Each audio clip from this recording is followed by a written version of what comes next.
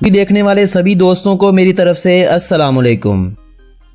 دوستو، یہ بات ہے 12ویں صدی کی، جب وسط جاپان سے کچھ لوگوں نے مشرق کی جانب ہجرت کرنا شروع کر دی۔ ساحل سمندر پر جا کر ان لوگوں نے اپنے اپنے ڈیرے ڈال لیے۔ یہ لوگ سمندر پر جاتے، مچھلیاں پکڑتے، واپس اپنے گھروں میں آ کر سو جاتے۔ زندگی بڑی پرامن گزر رہی تھی۔ جاپان کے اس حصے میں کاماکورا کی حکومت تھی اور یہ شہر بھی اسی بادشاہ نے بنوایا تھا، جبکہ آج اس بادشاہ کے نام پر الگ سے ایک شہر بھی قائم ہو چکا ہے۔ کاماکورا اپنے قبیلے والوں کے ساتھ جب یہاں پہنچا تھا تو اس مقام پر ایک دریا سمندر میں گر رہا تھا۔ یہ منظر دیکھتے ہی کاماکورا کے منہ سے بے اختیار نکل پڑا، ایدو، ایسی جگہ جہاں دریا سمندر میں کھل رہا ہو، جاپانی اسے ایدو کہتے ہیں۔ وقت گزرتا گیا، لوگ ہنسی خوشی مچھلیاں پکڑ کر اپنی زندگی گزار رہے تھے۔ سن 1600 عیسوی چل رہا تھا۔ جاپان کے اس حصے میں آخری جاگیردارانہ فوجی حکومت قائم ہو چکی تھی۔ اس سلطنت کو تاریخ میں توکوگاوا شگون شاہی کہا گیا ہے۔ توکوگاوا در حقیقت جاپان میں بسنے والا ایک قبیلہ ہے اور اسی قبیلے کے نام پر یہ حکومت قائم تھی۔ اس قبیلے والوں کی جانب سے جب کسی فوجی ماہر کو اعلیٰ ترین عہدے پر فائز کیا جاتا تھا، اسے شگون کہا جاتا تھا۔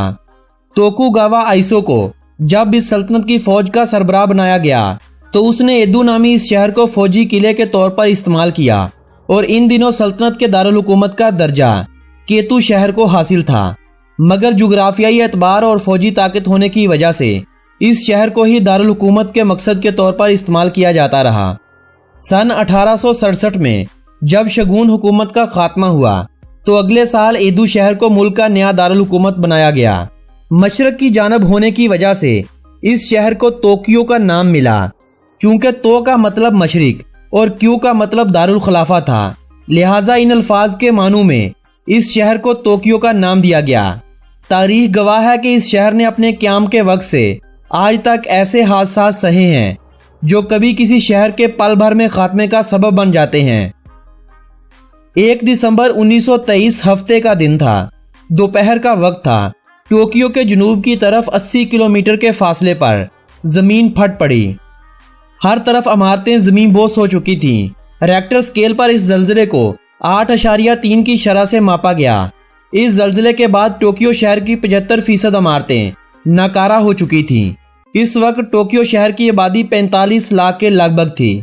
کم و بیش اس حادثے میں 1.5 لاکھ افراد موت کی وادی میں اتر چکے تھے، مگر اس شہر اور اس شہر کے باسیوں نے ہمت نہیں ہاری۔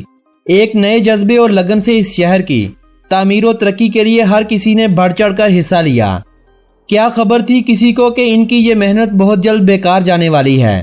ابھی پہلی جنگ عظیم کا اثر ختم نہیں ہوا تھا کہ دوسری جنگ عظیم کی تیاریاں شروع ہو چکی تھیں، مگر ان سب سے بے خبر اہل ٹوکیو ایک دفعہ پھر سے تباہ و بربادی کے دہانے پر پہنچ چکے تھے، کیونکہ اب ان پر وہ وقت آنے والا تھا جب امریکہ اور چین کے طیارے اس شہر کو تباہ کرنے کی سوچ رہے تھے، اور پھر 18 اپریل 1942 کے روز یہ سوچ حقیقت میں بدل دی گئی۔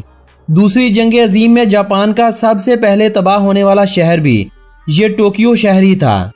تاریخ میں امریکہ اور چین کے اس حملے کو ڈو لٹل ریڈ یا ٹوکیو ریڈ کہا گیا ہے۔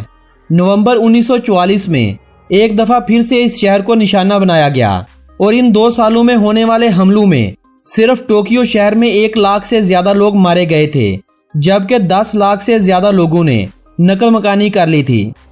کہا جاتا ہے کہ اس وقت کی جاپانی حکومت نے پڑھے لکھے افراد اور اساتذہ کو محفوظ مقامات پر منتقل کر دیا تھا، کیونکہ ان کا ماننا تھا کہ اگر اساتذہ نہ رہے تو پوری قوم مل کر بھی وہ مقام حاصل نہیں کر سکتی جو ایک استاد کا ہوتا ہے، اور اگر اساتذہ بچ جاتے ہیں تو پھر یہ ایک ترقی یافتہ قوم دوبارہ بنا سکتے ہیں۔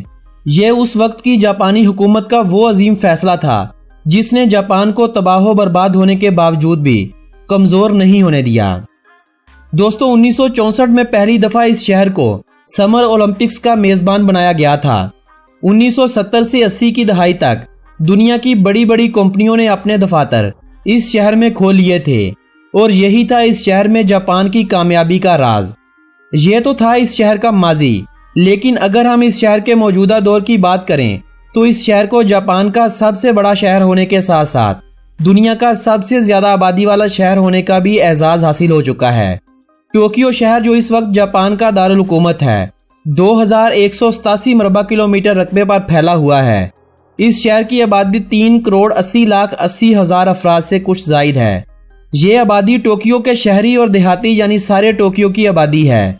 इस लिहाज से दुनिया का दूसरा सबसे ज्यादा आबादी वाला शहर इंडोनेशिया का शहर जकार्ता है, जिसकी आबादी 3,22,72,000 अफराद के करीब है।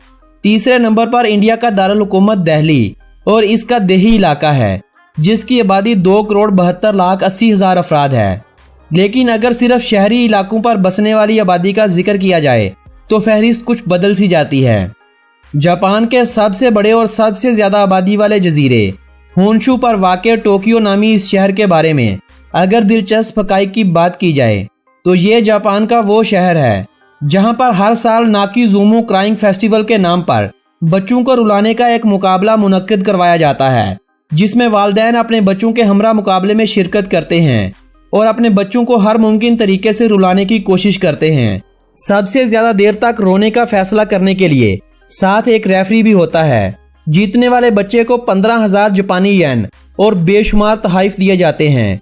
टोक्यो शहर में हर साल अप्रैल के महीने में होने वाले इस त्यौहार को अब बहुत ज्यादा मकबूलियत मिल चुकी है, लेकिन वहीं पर बहुत से अफराद इस अमल को इंसानियत की तजलील होना भी कहते हैं और इस त्यौहार में शिरकत करने से गुरेज करते हैं। दोस्तों, आज का टोक्यो शहर इतना बड़ा है कि इसे इंतजामी तौर पर चलाने के लिए इसे 23 तहसीलों में तकसीम किया गया है। हर तहसील को शहर का दर्जा दिया गया है और हर शहर को चलाने के लिए अलग अलग से इंतखाबात के जरिए सिलेक्शन होती है। 664 मीटर बुलंद टोक्यो स्काई ट्री टावर को दुनिया का सबसे लंबा ब्रॉडकास्टिंग टावर होने का एजाज भी हासिल है। शायद आपको इस बात का इल्म ना हो कि जापान की 3 बड़ी यूनिवर्सिटीज में उर्दू की तालीम व तदरीस के लिए शोबे भी कायम हैं। इन 3 बड़ी यूनिवर्सिटियों में से 2 टोक्यो शहर में कायम हैं। अब आप यहाँ यह बात सोच रहे होंगे कि भला जापानियों के इस शहर में उर्दू क्यों कर होगी, तो आपके इस सवाल का जवाब भी मैं देता चलूं कि जापान में अंदाज़न 10,000 पाकिस्तानी तालीम और मुलाजमत की गर्ज से वहां पर मुकीम हैं। पाकिस्तानी जो अपने बच्चों को उर्दू तालीम दिलवाना चाहते हैं, उनके लिए उर्दू और इंग्लिश में अलग से स्कूल भी कायम हैं। उर्दू के शोबों का जापान की 3 बड़ी यूनिवर्सिटीज में होने की असल वजह जापानी सनतकारों की दूरअंदेशी है, क्योंकि उन्हें अपनी मसनूआत बेचने के लिए तकरीबन 4 करोड़ उर्दू बोलने या समझने वालों से वास्ता पड़ता है। चूंकि जापानी अंग्रेजी जुबान पर ज्यादा अबूर नहीं रखते, इसलिए वो अपने शहरियों को उर्दू सीखने के मौके फराहम करते हैं ताकि आगे चलकर यही तुलबा उनके मुतरजम के काम सर अंजाम दे सकेंगे। जापान में कमोबेश 10,000 पाकिस्तानी मुकीम हैं, मगर शायद आपको इस बात का इल्म ना हो कि 70 पाकिस्तानियों ने जापानी खवातीन से शादी भी कर रखी है। ये पाकिस्तानियों की वो तादाद है जो कानूनी तरीके से जापान में रह रहे हैं, लेकिन 15,000 से जायद पाकिस्तानी ऐसे भी हैं जो गैर कानूनी तरीके से जापान में मुकीम हैं।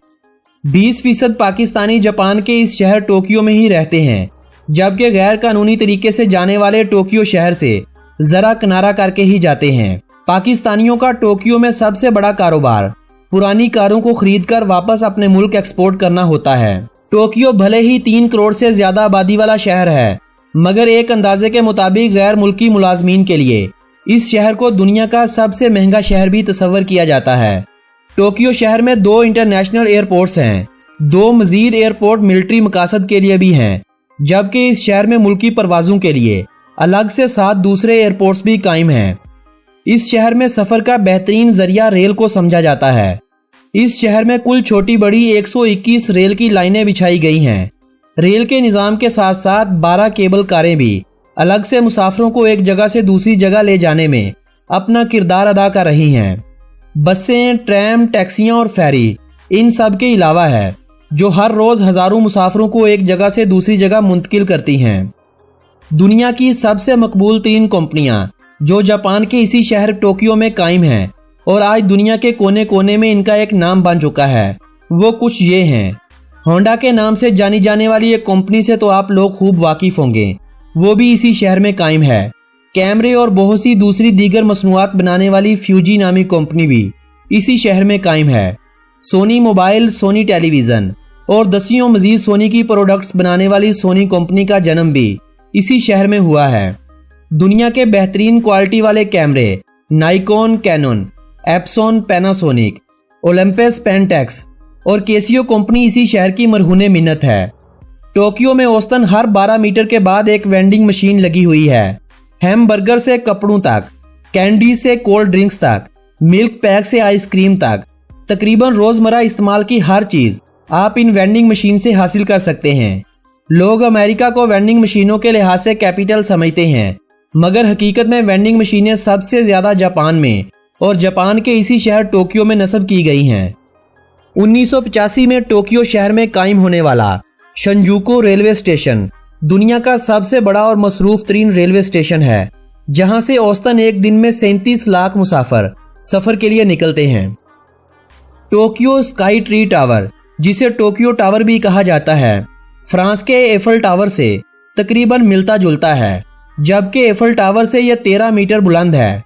टोक्यो टावर को हर 5 साल बाद दोबारा रंग किया जाता है और हर बार 7500 गैलन रंग को इंसानी हाथों की मदद से किया जाता है। इस अमल को मुकम्मल होते तकरीबन 1 साल लग जाता है और यह टावर एफल टावर से 78 साल बाद तामीर किया गया था। अमनो अमान और सयाहों के लिए बेखौफो खतर शहरों की फहरिस्त में टोक्यो का शुमार टॉप के शहरों में होता है। टोक्यो में गैर मुल्कियों और मुल्की अफराद की शॉपिंग पर टैक्स आयद नहीं किया जाता, मगर शर्त यह है कि वो दिन में कम से कम 5000 जापानी येन खर्च करें। इसके बाद किसी भी किस्म का सर्विस टैक्स, जीएसटी या दूसरा कोई भी टैक्स वसूल नहीं किया जाता है। टोक्यो शहर में शिबुया क्रॉसिंग बहुत फेमस है, क्योंकि यहाँ पर एक वक्त में 1000 से जायद लोग इस सड़क को क्रॉस करते हैं। ये एक अलग बात है कि जापान के ही एक शहरी को सबसे उम्र रसीदा होने पर गिनीज रिकॉर्ड से नवाजा गया था, लेकिन ऐसा ही कुछ फ्रॉड हुआ था साल 2010 में, जब टोक्यो शहर में सरकारी एहलकार एक वफ्द के हमरा एक घर में मौजूद एक फर्द की 111वीं सालगिरह मनाने गए थे और हुकूमत की जानब से जारी करदा इनामात भी साथ ले गए।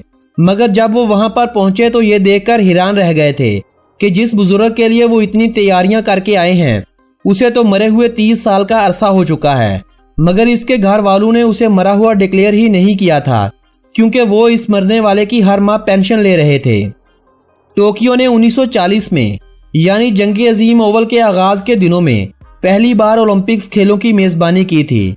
कुछ ही सालों में इस शहर को तबाह कर दिया गया, मगर इस शहर ने कई बार दुनिया के आलमी मुकाबलों की मेजबानी भी की है।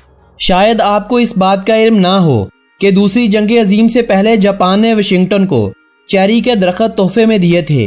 दूसरी जंग अजीम में तबाही के बाद जब इन दरख्तों का इस शहर से वजूद खत्म हो गया, तो अमेरिका ने दोबारा से जापान को चेरी के पौधे दिए, जो टोक्यो शहर की दोबारा तामीर के मौके पर लगाए गए थे, और फिर यहीं से मुल्क के दूसरे हिस्सों में इन पौधों को पहुंचाया गया था। दुनिया के 22 ममालिक में कायम 7-Eleven के नाम से मौजूद स्टोर्स जो बहुत मकबूल हैं।